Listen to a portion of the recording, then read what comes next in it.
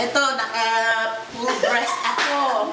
Galing ako sa Sofitel. Meron kaming ano doon, awardee. Eto, nagmamaneho, nakaganire. O isa, ano, pasensya na sa ikakasala. Congratulations, di ako nakarating dyan. Yung aking bagong inaanak. Brian. Oh, si Brian, tsaka si Gay, congratulations, happy wedding. Pasensya na ha. Yung regalo ko, pagdating nyo na lang dito. Sabihin mo lang, Brian. Eto, pasensya ka na ha. Talagang, gusto ko man talagang pumunta, pasensya na. At talagang, baka December pa ako makapunta dyan. Gay, pasensya na, sorry. Hindi nakarating si tita. Pero miss na miss ko na kayo. Sana magkita-kita ulit tayo dyan. Sana maging masaya tayo. Basta ilagay mo sa inyong pagsasama ang Diyos sa gitna ninyo. Magkaroon kayo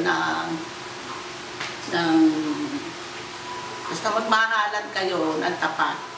At ilagay niyo si Kristo sa puso ninyo. At inyo isabuhay. Nagrespetuhan kayo. Hindi po pwede wala respeto sa isa't isa.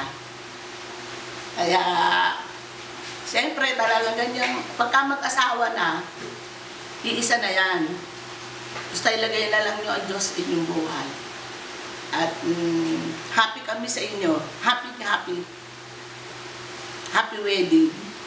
At sa lahat ng mga abag-anak, sa aking apo, sa aking mga anak, sa aking kapatid na si Mary, ang ate, ang kanyang pamilya. Masaya naman kami dito lahat. Hello, Paul. Masaya kami dito. Tingnan mo ang aking atay, para akong doon.